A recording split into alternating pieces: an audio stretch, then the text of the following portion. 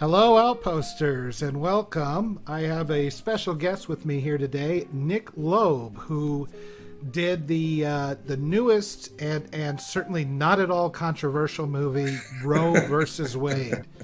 I mean, this should end up on Disney Plus, right? No problem. 100%.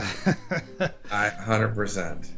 So I like the movie very much. Thank you. And for those of you watching, you can read my review on lastmovieoutpost.com because I'm going to do whatever I can. The one thing I was struck by is that I think it is an important movie. I think people need to watch it. I think they need to do their research on the facts. I also think it's really easy to make a Schindler's List. Insofar in everybody agrees Holocaust bad. You're making something that most of Hollywood, the press, the culture barons, and given their ability to react totally rationally, how bad has the backlash been for you?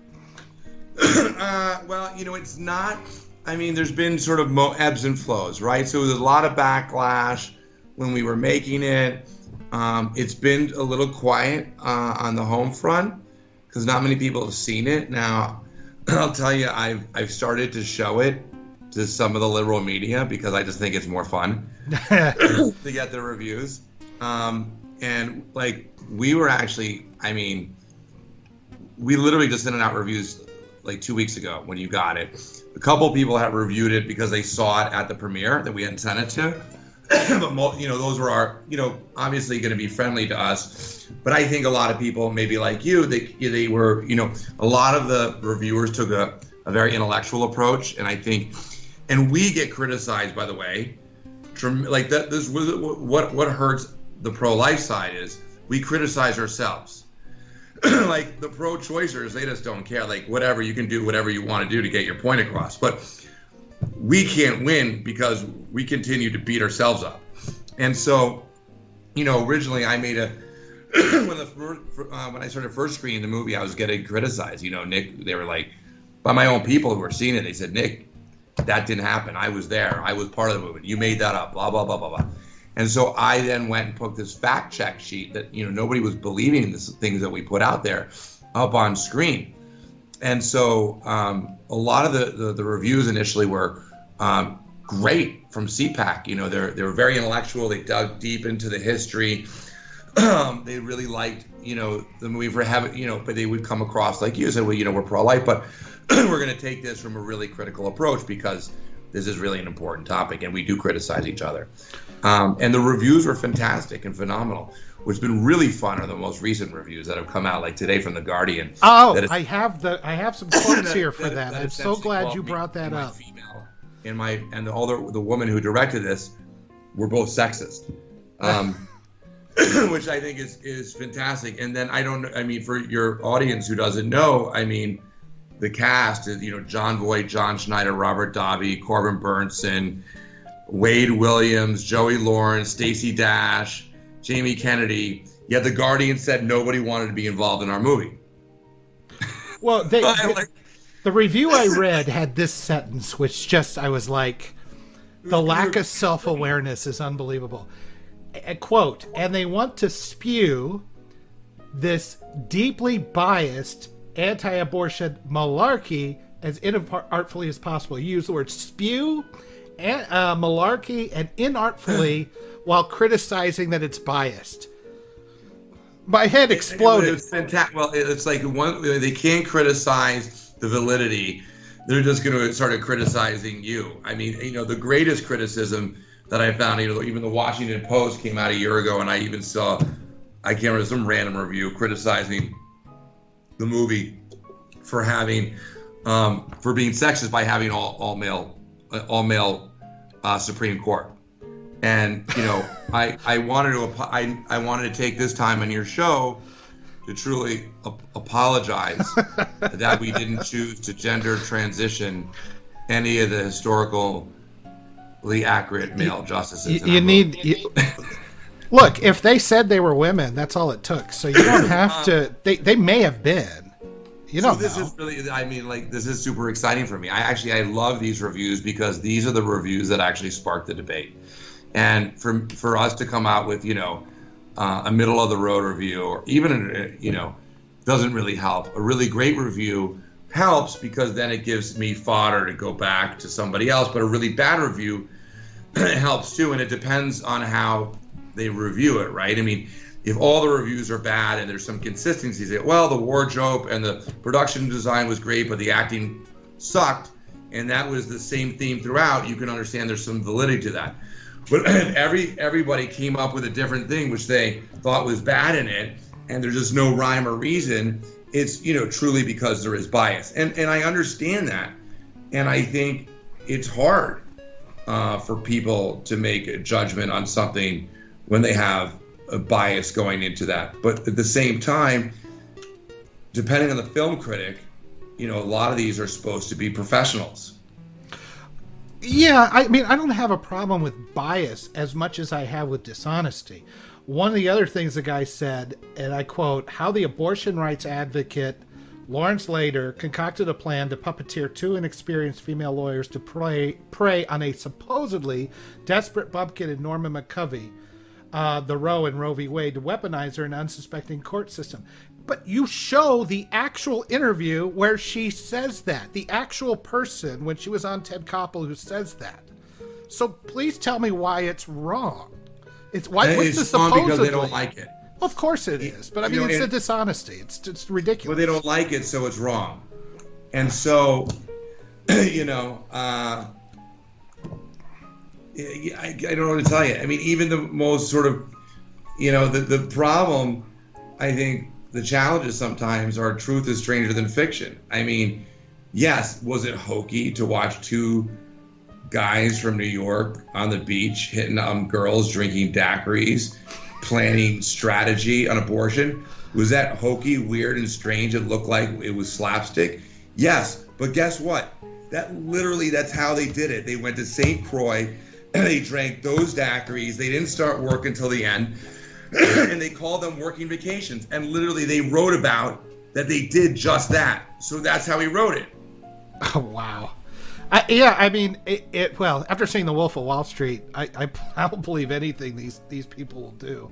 I couldn't find much on the movie initially. Now, like I said, the Guardian one came out today, but initially I was only seeing stuff on the conservative sites. And I felt the same way as you do. It's like, it's great that the choir is happy, but are you getting out there more and more? Are you even getting a fair shot to just? Well, yeah, I tell people, I'd rather them talk about us than not talk about us at all, right? I mean, it would be worse if they just didn't talk about us. And so, we've essentially been saving everything, for starting next week into release, because unlike a theatrical release, everything is almost like instant gratification and direct response, right? People can see something that everyone reads today online, right? And now they can read it and go buy it immediate, not wait 3 months for it to come out in the movie theater, for everybody. And we also don't have the money. We're not a studio movie to run $20 million in ads and build up, a 3-month awareness campaign. And so for us, it's to get it all out there now, start the debate, and hopefully all the press will start to line up next week, a week before release. Now, will it actually be in theaters, or is it just going to be streaming only? Yeah, no. I mean, there's no theaters, and the problem with theaters today, there's still the pandemic, capacity issues. Not all are open. It's very challenging. And then if you do go in, like, the few theaters that are open at that capacity, then the theaters will still require you to hold back your film for another 3 months before you release it streaming. So there's no value to it. So now I've got to go do press twice, like once for the theater release and then all over again for the streaming release. And so it's a different model today, and most of the studios are sort of just going to streaming first. There are some that are doing theatrical, but I think, and to be honest, the math is better at the end of the day. The streamers don't take as much off the table as the studios.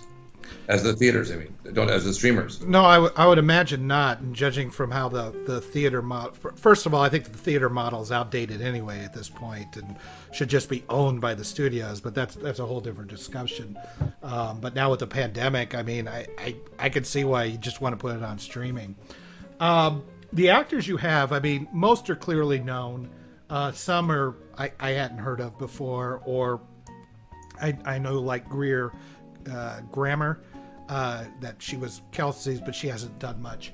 But I don't know. Literally, I don't know if you saw this week. She's literally on every news thing this week. Oh, good for her. It's sort of serendipitous. I know some movie that she does hit it, and now she's literally on. You know, her IMDb ranking went from like 7,000 to like 120. Oh, that's great. That's great. Yeah, she was good in it, I think. And very good actor. She had me rooting. I tell people when she gave that speech in court for the women, I literally was cheering with her. I'm like, wait a second, I'm pro-life, but I'm like, she it was such a good. And my point of doing that was like, I didn't want to vilify. Like, I did want to make them look good and care, and because that was the truth of the time. Some people did care, and they all had their agenda. Hers was different, but there's, anyway. Well, I did feel like you. One of the things I said in the review is that I felt like you took a side, but you didn't take a shot at the other side. And I thought that was important for credibility reasons, because it showed that, yes, your character and I'm sorry, I forget his name. I'm blanking on his name. Jamie Kennedy.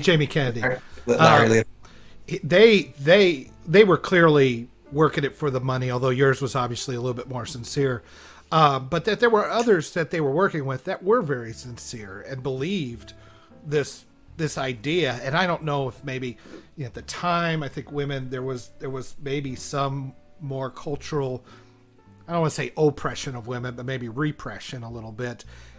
The problem is, I think they picked the wrong hill to die on as being abortion. And now I kind of wonder if somebody back then would have listened to Northam saying, yeah, I think post birth abortion is fine, if they might have went, wait, whoa. Yeah. We weren't supposed to go that far. But I do appreciate that you took that approach.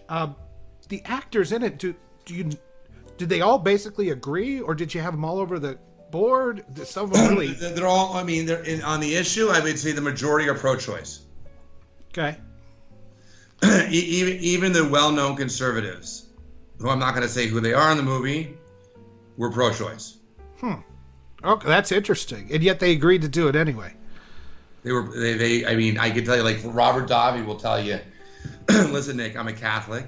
I'm pro-life, and I played the most liberal justice ever on the Supreme Court because I'm an actor. Well, I mean, that's great. I hope it doesn't hurt them long term. Yeah, I don't really think. I mean, these guys are at a point in their career where, right. It is what it is at this point. I was impressed by the acting. I was impressed by the even-handedness. Are you disappointed, or is it just a fight that needs to be fought, that you're not going to probably get the kind of attention that say other important movies that the left would hold up? Because I there's a lot of stuff in here I just didn't know. Like the most liberal justices were the ones most against, the ones by Kennedy. John Schneider's character, he was appointed by Kennedy, and he was completely against it. And the ones appointed by Nixon were the ones that caved. I found that fascinating. Yeah, I mean, I don't think it was so partisan. It was such a partisan issue. I mean, I don't think people in America realized that the dividing line where Republicans took on the abortion debate was Reagan, and it really wasn't. Reagan made it a thing, and that's how Reagan won. And ever since Reagan, abortion became a major political divide. I think the divide back then was mostly about religion, and the majority of the Supreme Court justices at the time were, Catholic, or they were pro-life.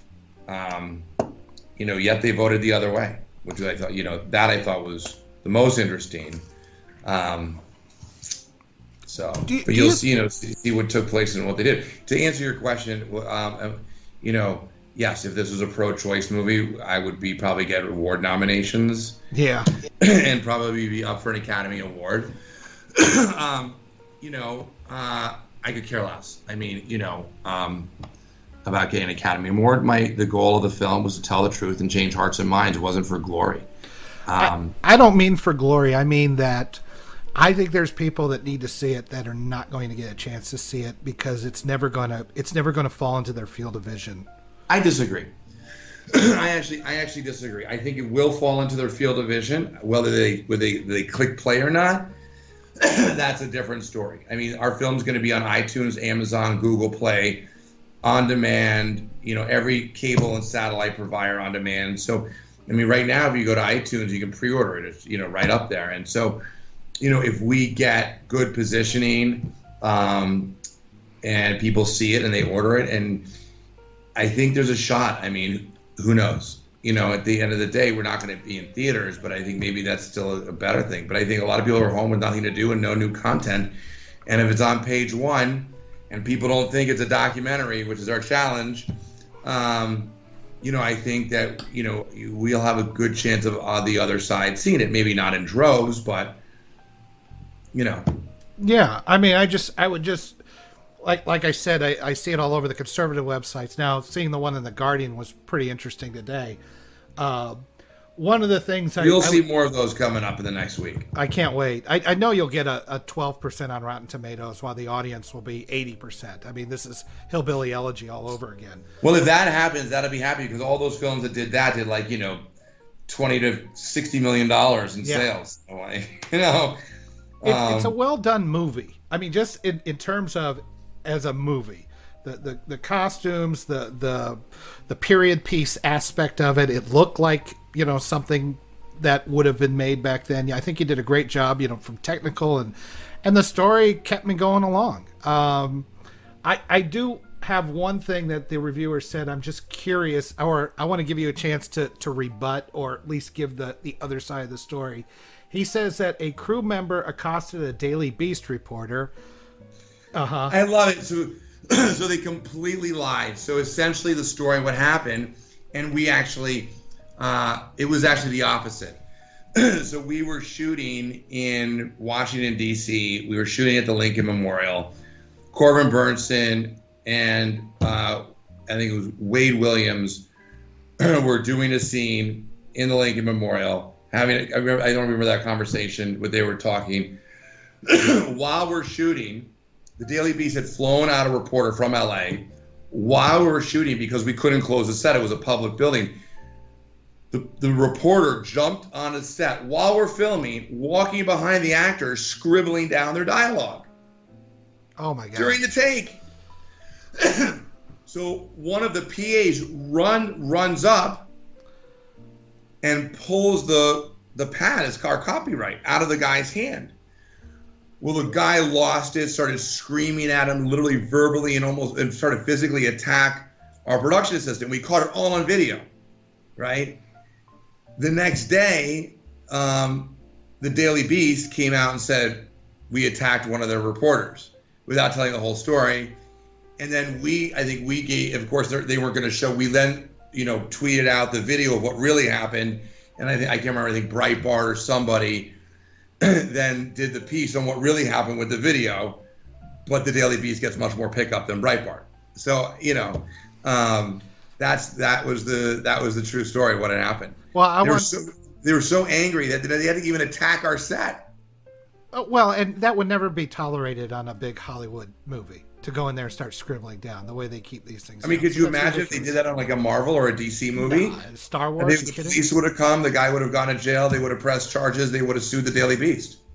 So just so our readers understand, what they're writing down in the Guardian today is that's what they spread to you, and you. It's completely fake news. Completely fake stuff, and you have video to debunk it.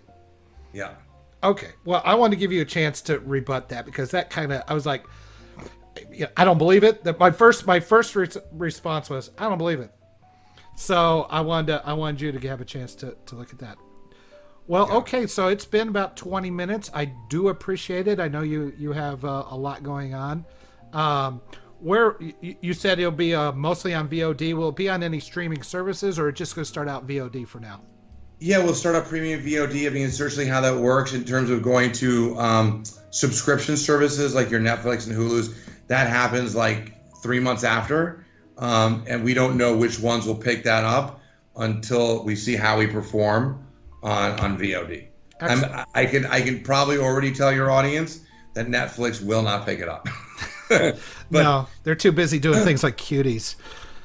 But you listen, you never know. But I do appreciate it, and thank you for your time. No, I appreciate it very much. So, Outposters, Roe v. Wade, will be out April 2nd, I believe. April 2nd, Good Friday. I'm glad it's not April 1st. So you would have all sorts of stuff. But there will be articles talking about how this was a joke. Anyway. Yeah, they should have will. been on April 1st. Somebody will say it. It's a good movie. You can read my review. I suggest everybody go and watch it. I have my biases, but look it up yourself. And Nick, good job. Thank you so much. I appreciate your time. Thank you. Take care. Bye-bye. And that was Nick, and we will see you at lastmovieoutpost.com, and take care, and we'll see you for the next stream.